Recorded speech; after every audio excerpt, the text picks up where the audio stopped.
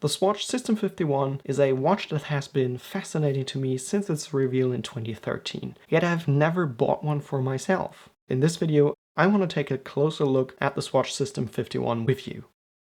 I will review the most affordable SWATCH System51, the WAC251, kind of a funky name, and it is one of the least expensive models in the System51 lineup. It's part of the 1983 collection, it has a water resistance of 3 bar, and a power reserve of 90 hours, which is quite impressive. The dimensions of this watch are 42mm in diameter, 13.9, so almost 14mm in height, a lug-to-lug of 50.6mm. In terms of functionality, the watch has a central second hand, it has no date,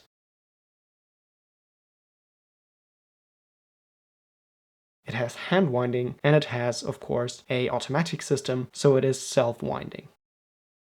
The case, the strap, and both crystals are all made from plastic, so in that sense, it is a real Swatch. The strap is plain plastic, and the buckle is also plastic. The buckle matches the watch head, which is nice. The band on the watch comes across a little cheap. The marks you can see on it, it seems to be kind of like touch marks. The band has kind of like a matte finish. I don't really know how that would play out if you wear the watch for some time.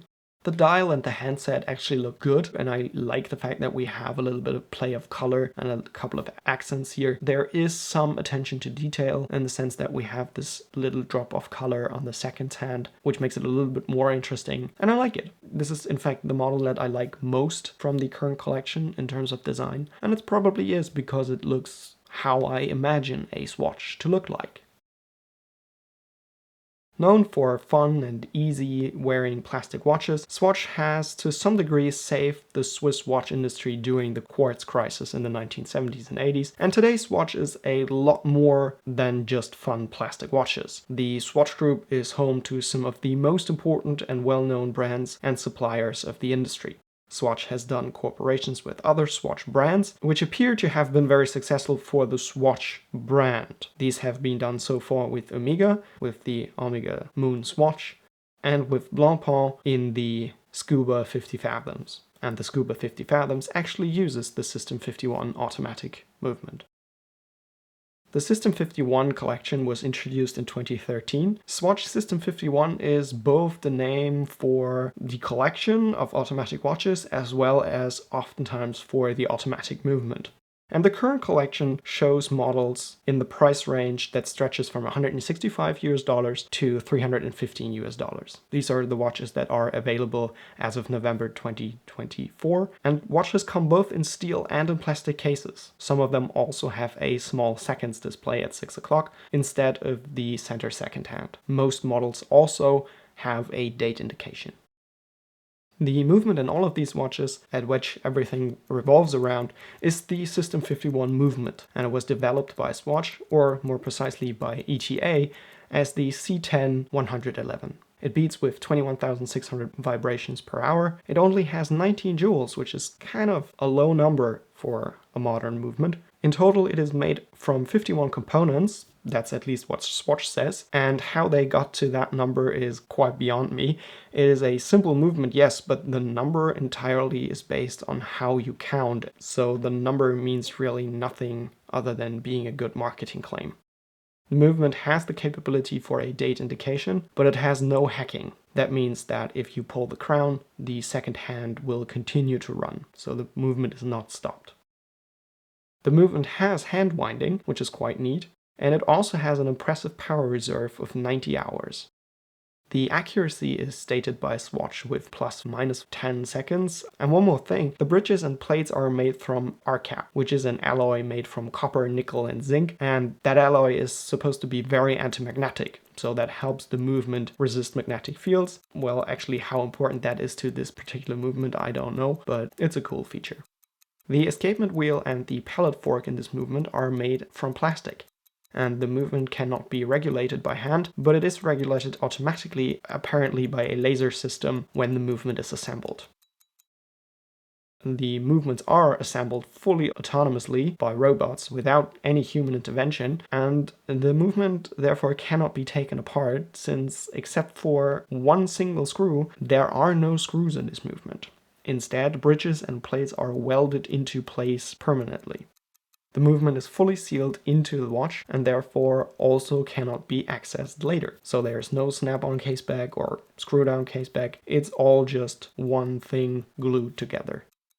I really like that we have a transparent case back. I think the decoration is a little bit on the heavy side. I understand that it wants to be a fun product, and although the sentence on the case back is a little bit generic, I like the fact that we have a transparent case back.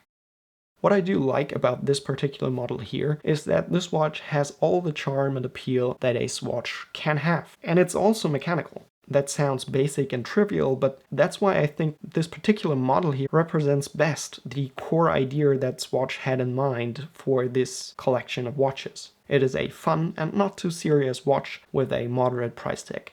And even the back of the watch mirrors that idea of having fun, something that Swatch always was about.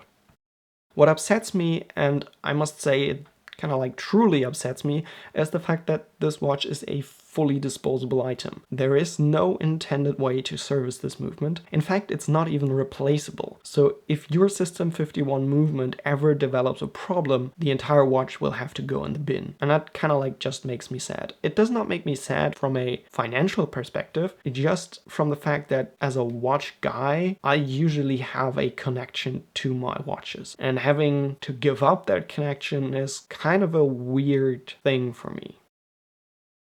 But I also understand that I'm not the intended customer that this particular product was developed for. I think this watch is, at its core, not for watch enthusiasts. It is a mass market product. It is for people who probably don't even know what an automatic watch is. And maybe it's therefore an entryway into the universe of the Swatch Group.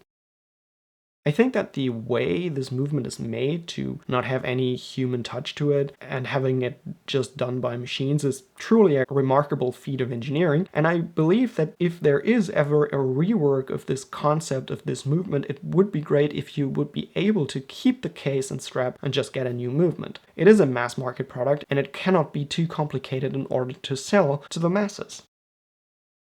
What is also visible is the fact that the concept for this watch is from 2013 or even earlier, and you see that especially in the size. The watch is pretty chunky. 42 millimeters is probably still kind of the average size that watches are sold at today. For me, it's too big. My range of size ends at 38 and 40, but that's totally fine. I mean, there are many people who can wear it. The biggest drawback for me is the thickness. 14 millimeter for a watch that has nothing more to offer than a center second and automatic just is too big. The question is it from the actual consumer perspective? That's a question that I can't answer.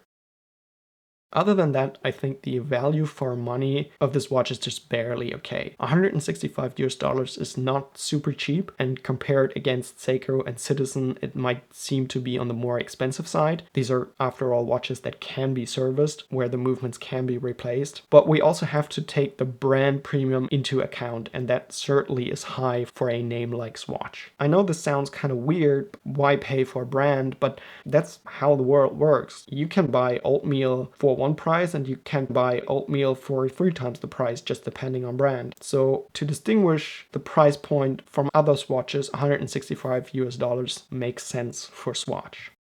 I think that this watch does not want to be compared on the value for money basis. In my opinion, the System51 is a fashion product, much more so than a traditional watch in the same price range.